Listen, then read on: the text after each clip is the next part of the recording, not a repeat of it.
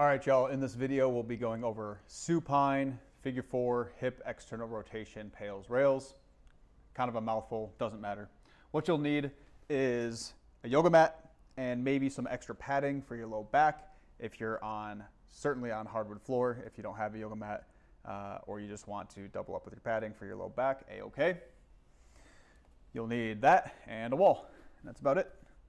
So what you're gonna do is you're gonna get into a supine on your back position. Where you are relative to the wall is going to be dependent on the length of your legs, the mobility or lack thereof in your hip. It's going to be kind of a guessing and playing game until you find a stretch in that hip. So say I'm targeting my right hip, foot on the left stays on the wall, coming up and over, outside ankle of the right foot goes on the left quad, left knee, and now I'm in this figure four position. So I don't feel much of a stretch. I'm going to try and deepen it by getting closer to the wall, starting to feel it here on the outside hip, right? Deep hip. And another way you can, like once you have ballpark where you're at, maybe you're already at an 8 out of 10 stretch. If you feel like you're close enough, but you can want to go deeper, you're at like a 6, soft 7. You can play with different angles. So my knee is kind of coming out, hips are driving closer to the wall, shifting a little bit to the left, opposite way to the right. You can play with hip position, so anterior, posterior pelvic tilt. I'm actually going to get a little closer.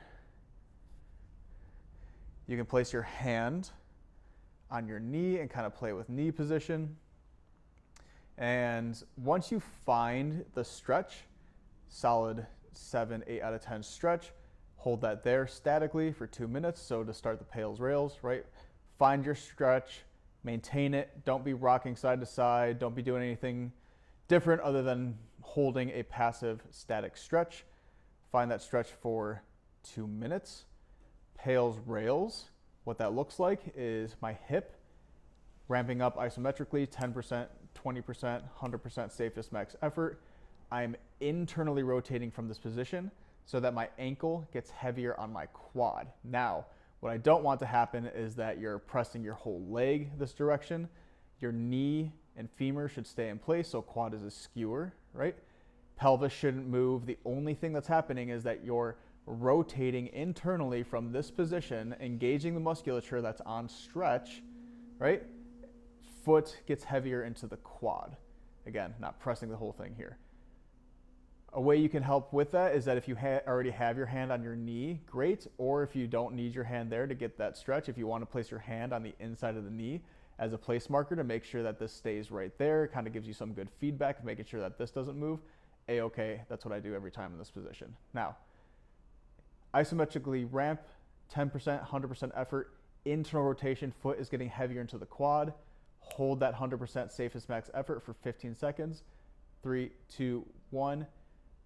Rails, 100% safest max effort, externally rotating even further to try and get this foot off the quad. Again, what we're not doing is that as I externally rotate, my knee isn't driving away from me, pelvis isn't moving.